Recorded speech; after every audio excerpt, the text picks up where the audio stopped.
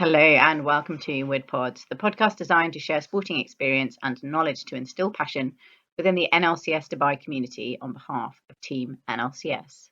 It is an honour to welcome Paralympian athlete Jessica Lewis on WoodPods today. Jessica is a Bermudan Paralympic athlete who competes in mainly the 400 and 800 metre athletic events. She has made history for Bermuda multiple times, most recently by winning 2 Parapan American Games titles in Lima in 2019. Jessica has been the sole para-athletics representative of her country at the World Championships and the Paralympic Games since 2011. Many of you will remember Jessica's visit to NLCS Dubai in the autumn of 2019, where she provided both insight and inspiration, and today provides a great chance to catch up and stay connected with the Paralympian. Okay, so welcome to WoodPods. Thank you so much for taking time out of your training schedule to speak to us from Bermuda. Great to be connected again. Thank you so much for having me. Absolute pleasure. Can you remind our listeners, how did it all start? How did athletics become your life? So I've always been involved in sports since the age of 2. I got involved in different things like swimming, horseback riding, wheelchair tennis, wheelchair basketball, and lots of other different sports. But it was all thanks to an organization here in Bermuda called WindReach, which is an organization that provides programs for people with disabilities to get involved in sports or even just to learn some different life skills and that kind of thing. And they held an Sports Expo in 2006, where they brought down different coaches and athletes from Canada and the States to show just kind of a range of different para sports. Because Bermuda is so small, we don't have a lot of exposure to those kinds of things. So it was definitely a huge eye-opener into the world of sport. And my previous coach, Ken Tom, and his son Curtis came down to Bermuda to showcase wheelchair track racing. And I just fell in love with this sport completely, and Ken very graciously offered to coach me while I was still in high school. So I was traveling back and forth, training in Bermuda and then in Canada. But it wasn't until I had the very great opportunity in 2008 where I was sent to the Beijing Paralympic Games to be a spectator. The Bermuda Paralympic Association sent myself and 2 other potential athletes. And that was just to see the level that you needed to be at in order to compete at these games. And that, again, that was another huge eye-opener into the world of sport. And I remember sitting in the stands watching wheelchair track racing, and I said, that's it, that's the sport I want to do. And I turned to my mom and I said, in the next 4 years in London, I want to be down on that track racing, not sitting in the stands watching. So that kind of really sparked my interest in getting involved. Fantastic. And from there, you started competing in para-athletics at the age of 17. So can you briefly tell our listeners how you became involved in the sport and competition? And did you have any role models to follow? Yeah, so I started competing internationally in 2010. So from 2008 till 2010, I was just doing it for recreation, just to make sure that this was the sport that I wanted to commit myself to. So I borrowed a chair from Ken and Curtis. It was actually one of Curtis's old racing chairs. So it was just to kind of keep me in the sport and make sure that was what I wanted to do. And then in 2010, my grandparents very graciously bought my own first racing chair, and I went to my first competition, which was held in the States. And now I'm in my 10th year, and I'm very lucky to have 2 sponsors that have kind of signed on throughout my years. My first one was Tokyo Millennium Re, which then was bought out by another reinsurance company, Renaissance Re, who luckily took on my sponsorship. So that definitely helps me to stay in the competing circuit, to get to different places around the world to compete. And I certainly do have a lot of different role models in the sport. The first one was definitely my coach, Ken, who we unfortunately lost in 2017. He passed away. But he was definitely an incredible human being that was so positive and just wanted to help anybody that he could in the sport and outside of the sport. And I definitely would not be the athlete I am today if it wasn't for his belief in me and his hard work to get me to this point. I also have another role model who is Curtis Tomich's son, and I actually used to train with Curtis. He was part of our training group. Curtis competed at 3 Paralympic Games in Athens 2004, London 2012, and Rio 2016, where he actually won a bronze medal in the 4x400 meter relay for Canada. So that was very exciting to be able to see him achieve that goal. And since Ken has passed away, Curtis has since retired from the sport after he was in it for 22 years. And he's now stepped in to be my coach, which is very exciting. And I also have another role model who is a female racer, Dr. Angelique Barber-Pratt, who competed for the US. And she's in the same T53 classification as I am, or was. She's, as I said, she's retired now. And it was so great to be able to compete against her in London 2012 before she retired. So you mentioned the T53 class. For our listeners who are not familiar with the Paralympic classification system, can you briefly describe how the para-athletics classification system works? Yeah, so in different para sports, they have what's called a classification system, and you go through different tests to see what your ability level is, so that you are competing against people of your same ability level to make it a fair playing field.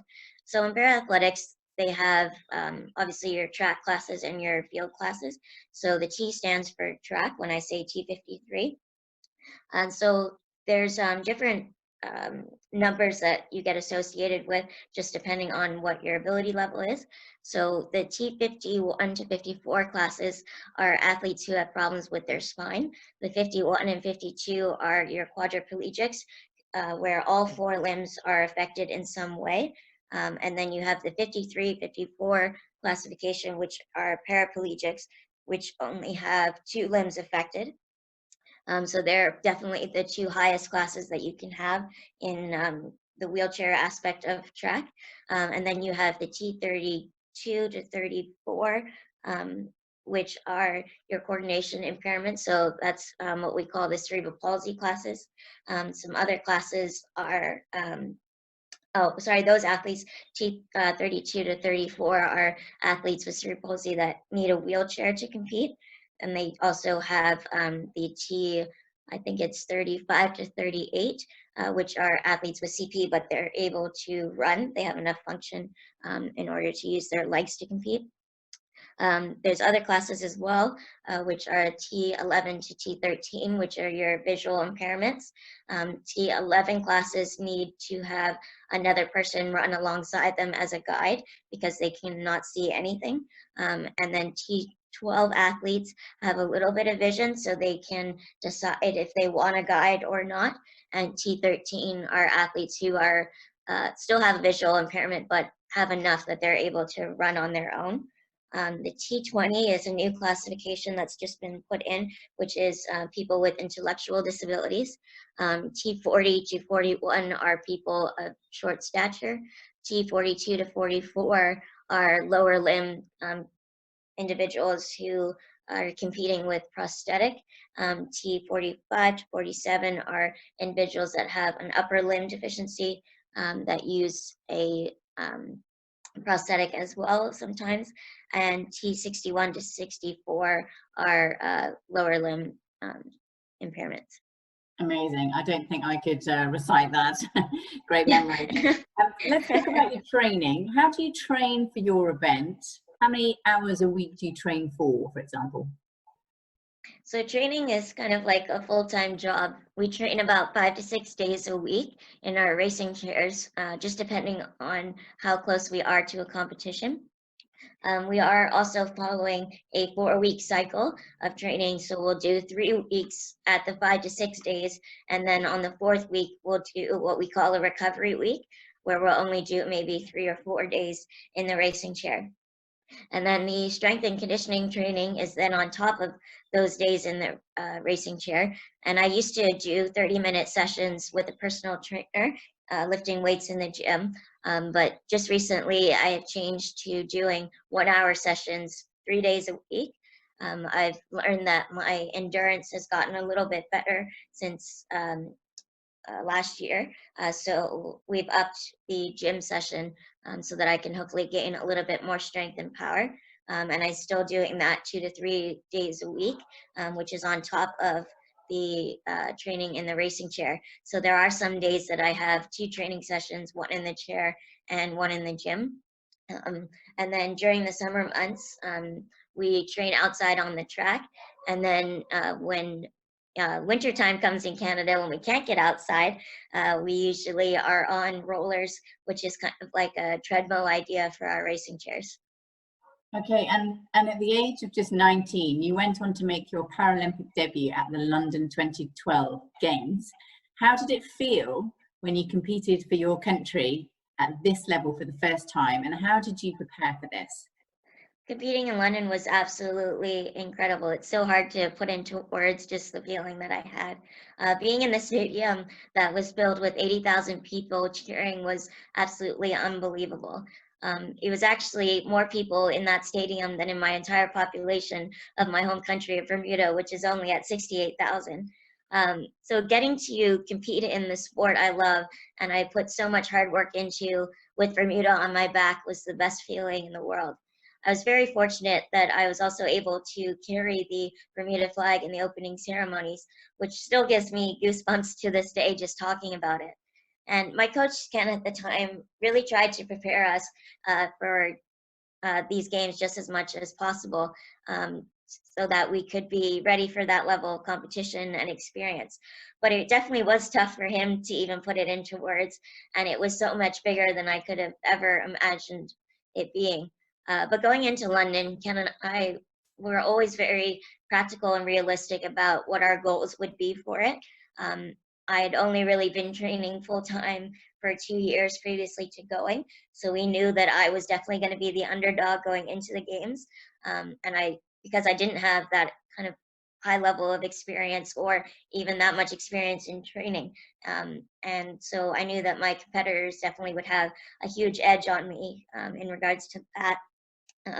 But we kind of just were really excited to get there and use these games as a learning curve and just to understand, the level of competition it was, how much hard work had to be put into it to get to that point so that I could be better prepared for Rio in the next 4 years and kind of know what to expect.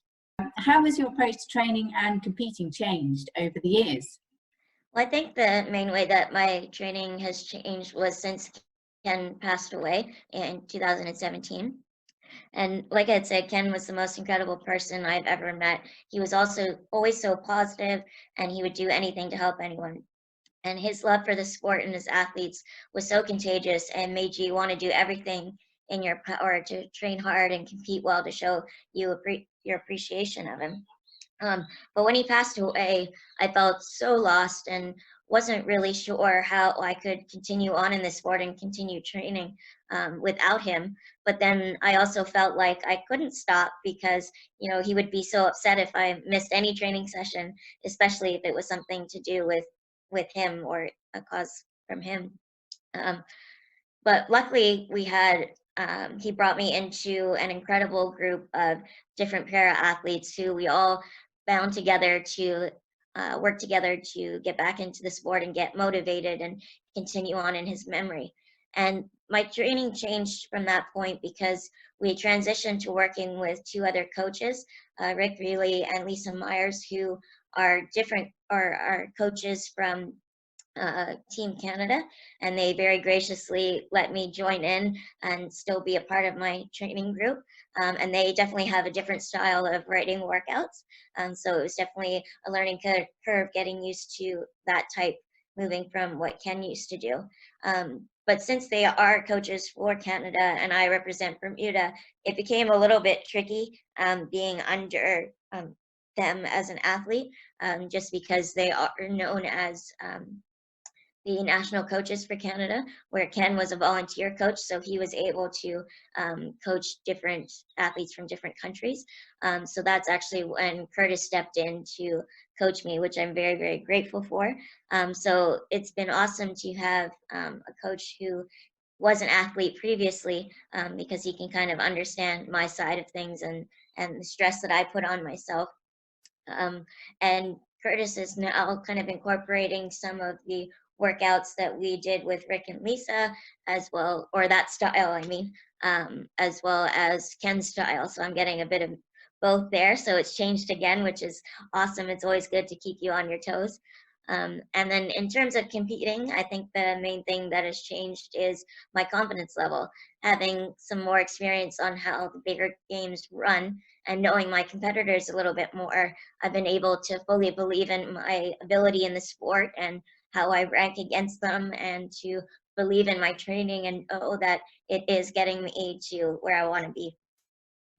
Fantastic. Now, you recently achieved a Parapan Games record, and you also achieved a personal best in Dubai. So how has your training become more demanding to make those marginal gains, and how do you stay motivated to keep pushing on? So definitely my training has been impacted. We are working more on developing more power and strength, which will help me in the longer races that I do. So I compete in the 100, 400, and 800 meters. The 100 meter is definitely my favorite and best event, and that's what I got the games record in Lima, as well as my PB in Dubai. Just because my body is so small, I don't have a lot of ability to gain power and strength like a lot of my other competitors do that have a little bit bigger bodies that they can put, you know, the strength and muscle mass onto. So I'm very fast at the start, and then I kind of fizzle out. So the 100 is definitely my race to compete in. But in the 100, it's definitely hard to get those, milliseconds off. And when you do, it's definitely very, very exciting. But it's just definitely about working on developing that strength and power, as well as not losing my flexibility and my fast twitch muscles to help me have that fast start still. Okay, so you've competed in 2 Paralympic Games and many World Champion events over the last 8 years. In your opinion, how does this prior experience help you prepare for future events? Having those 10 years of experience certainly does help to prepare for the future events to some extent, such as like knowing how the different call rooms work. Usually it's about half hour to 45 minutes where you have to be in the call room to get ready. So you have to backtrack your warm up to that. So that was definitely a learning curve, to know how long I needed for a warm up. And that also differs between which events we're doing. So like an 800 meter, I need a longer warm up than I would for a 100 meter. So having that experience definitely helps. Developing relationships with my competitors has also been very helpful. Just to learn, where their strengths are compared to where my strengths are, and kind of try and use that to your advantage. We always say that we are friends off the track, but once we hit the track, it's all business. So it's definitely a great community to be a part of. But one thing for me personally, I find that has never changed, no matter how much experience I've had, is my nerves going into a competition. I'm always completely nervous going into a race, but that's not to say that I'm not feeling confident in myself. But it definitely can bring up a lot of different emotions going into it. But Ken was always so great about it, because he told me that nerves are so good because they show that you care about the sport and you care about what you're doing, and you want to succeed. Okay, so like many other professional athletes, you have spent much of the last few years training to ensure you can peak this summer at the Tokyo Paralympic Games. How do you feel about the Tokyo Paralympic Games being postponed till next summer? The postponement of the games is certainly heartbreaking, but I do believe that it is the right decision at this point in time. My heart honestly breaks for the state of the world that we're living in right now, and I just thank all of the frontline workers, first responders, healthcare providers, essential workers, and everyone who is risking their lives to help keep us safe. Emotionally, it has been very tough to stay motivated in my training, having this standstill, feeling like there isn't really anything to work towards at this moment, as most of our competitions this year have been completely canceled. But it is helpful that they have actually already released the dates for the games. So it will be August 24th to September 5th, 2021. So it's definitely helpful to kind of have that in your mind to help you stay a little bit more motivated. But it is also a bit of a relief that the postponement did come around, because my training at the moment isn't where I would like it to be, since gyms are closed and I'm not able to access any tracks at the moment. So I am just on my roller in my garage. So I don't think I would have been physically prepared like I would hope I was if it were to go ahead this year. And I'm sure many other athletes feel that same way.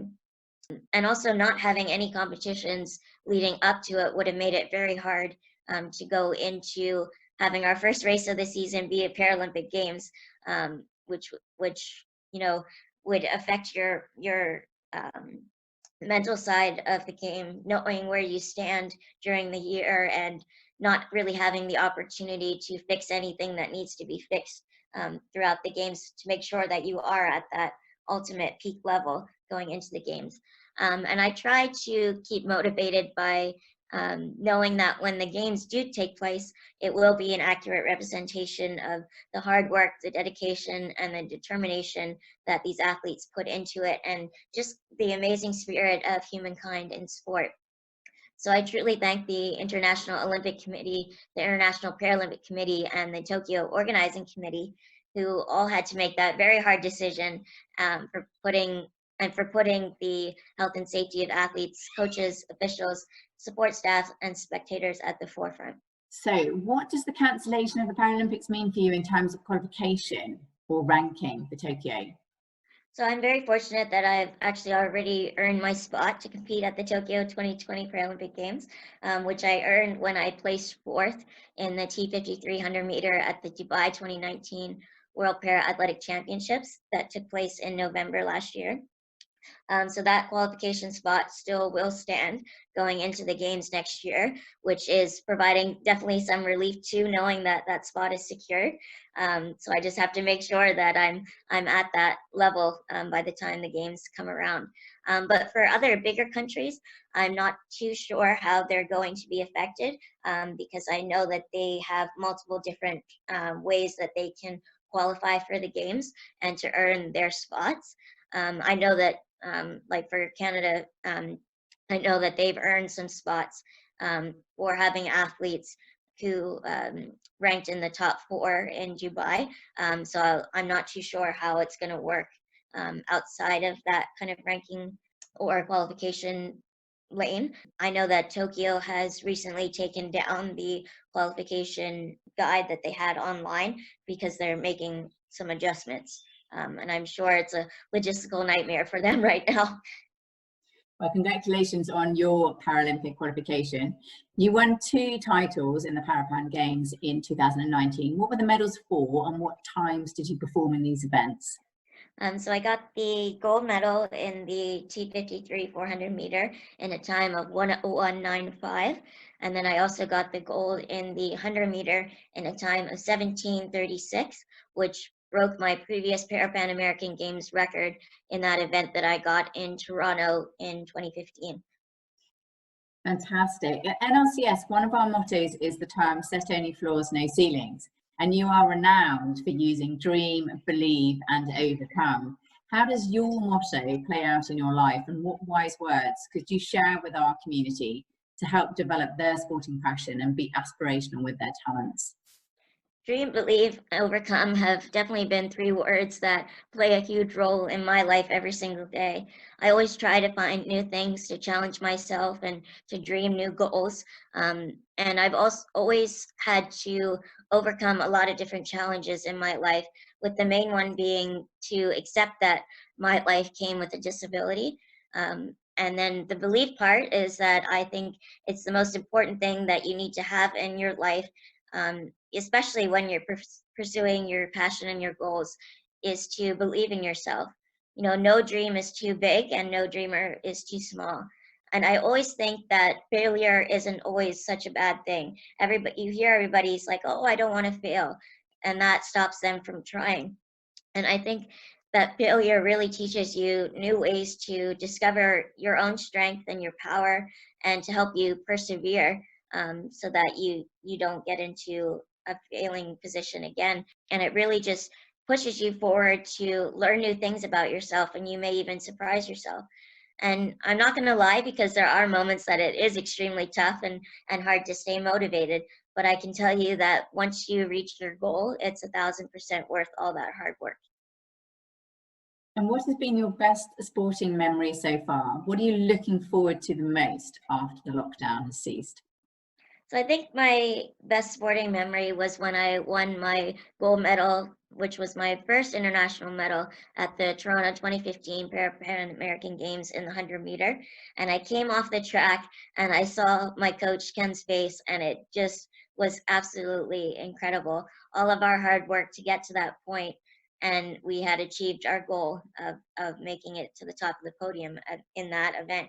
And then I think that memory kind of extended a little bit in Lima in 2019, when I came off the track winning the gold medal in the 400-meter, which was the first event that I did, and seeing my coach Curtis's face, and knowing that this was our first competition as coach and athlete, and we had kept up, Ken's legacy and all the hard work that we had put into it from the 4 years previously, and having that big drastic change in between, and just having Curtis there, knowing that he was so selfless and just popped right in to make sure that I wouldn't lose anything in this sport, and just being there for me. It definitely was an incredible thing to share with him. I'm certainly looking forward to getting back on the competition circuit. It's definitely been tough not having competitions this year, and getting to Tokyo next summer. We will be back stronger, and I can't wait to see where this extra year of training brings us. Okay, and talking about the competition circuit next year, what is your next competition, and how and where can we look out for you? So at this time, I'm not too sure when the next competition will be, as we're still waiting to see how COVID-19 plays out. I know that different organizations in Canada are still hopeful that we'll be able to put on a few smaller, maybe local meets in the fall. But if no races happen this year, then hopefully we'll be back to our usual ones next year. That includes some in Switzerland, Arizona, Montreal, some in like kind of all over the world, really. The World Para Athletics Facebook or Instagram and their website probably would be the best way to keep updated on the competitions, and where they will be streamed to watch, or where you can find some live results. And a question from the grade 6 students: if you were not a full-time athlete, what would be your dream job? That's a fantastic question. When I was little, I actually always wanted to be a nurse like my grandmother was. But growing up, that kind of changed more into becoming a recreation therapist. And that's what I got my degree in at Brock University. I graduated in 2018. So I'm actually working part-time at a long-term care home right now as a recreation therapist. But my dream job is to work as an adaptive sports coordinator at Windreach here in Bermuda. Okay, so what is an adaptive sports coordinator, and what qualification does one need to be employed in this field? So an adaptive sports coordinator is a position at Windreach that runs different parasport programs for the different participants that come, and it kind of helps to develop skills in the sport, as well as to kind of pave a way for individuals to go from grassroots into elite level. Basically, the qualifications that Windreach has put out is that you need to have a degree in recreation and leisure related fields, and then obviously if you have any volunteer experience or other work experience with people with disabilities, or even if you've had experience in parasport, that's definitely a huge thing to have. And where do you see yourself in 5 or 10 years' time? I hope to have a Paralympic medal around my neck. I don't have any plans of retiring from the sport anytime soon, so I will be looking to continue my training on till the Paris 2024 Paralympic Games, and then possibly the 2028 Paralympics, just depending on how my body is responding and if I'm still enjoying the sport. which I'm sure you will be.